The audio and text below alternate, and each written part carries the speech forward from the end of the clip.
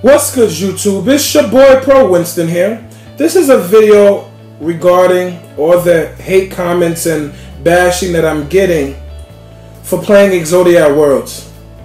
I think I explained why I played it, but let's just go over it again. I played it because I believe that it had the best chance against the so-called meta at Worlds. Very simple. It's something that I feel comfortable with. Very simple. It's something that I believe would do well. Very simple. Even though my record at the end of the day was 3-3, doesn't mean anything to me because I did well the games that I played. The games that I lost because I could not draw one of the pieces in time.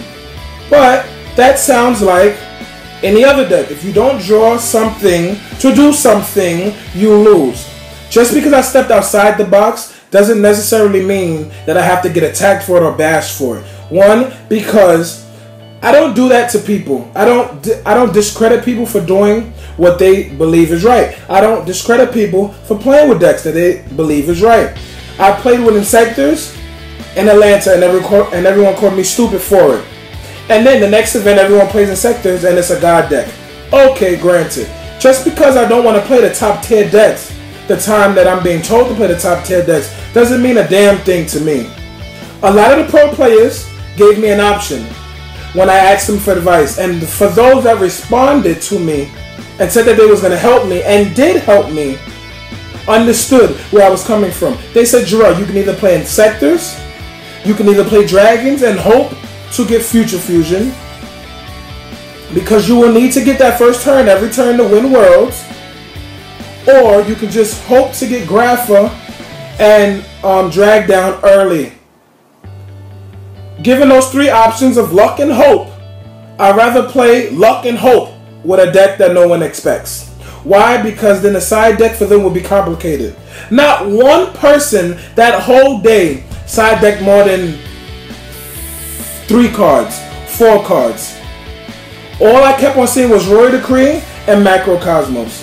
And I don't play Emissaries of the Afterlife because of the Macrocosmoses.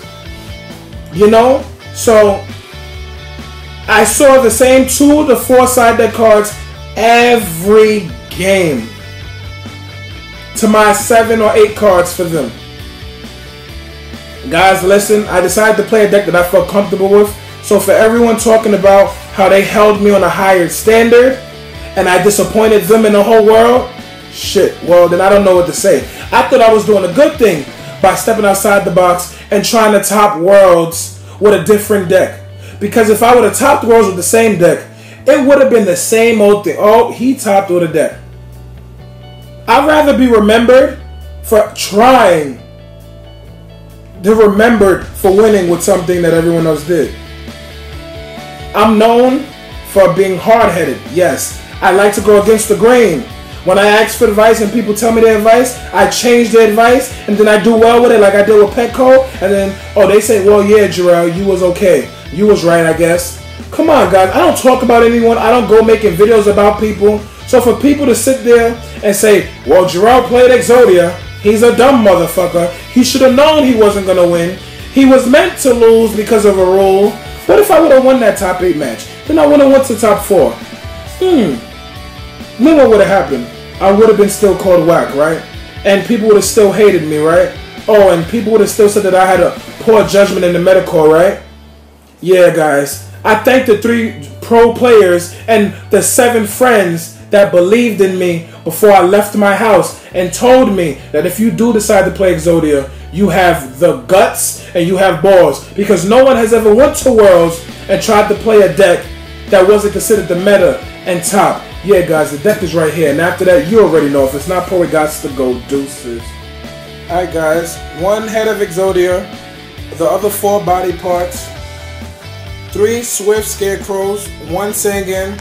3 Upstart Goblins. 3 One Day Apiece. 3 Pot of Dualities.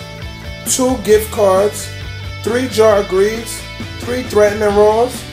3 Legacy of Yada Garasu. 2 Accumulate Fortunes. 3 Hope for Escapes. 3 Wabacles. 3 Reckless Greeds, and that is the 40 cards. Let's go to the side deck.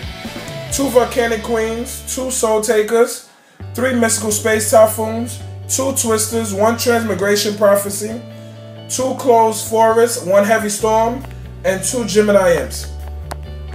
That's the whole deck that I played. The extra deck was very, very standard. It was just my Dragon extra deck from Nationals.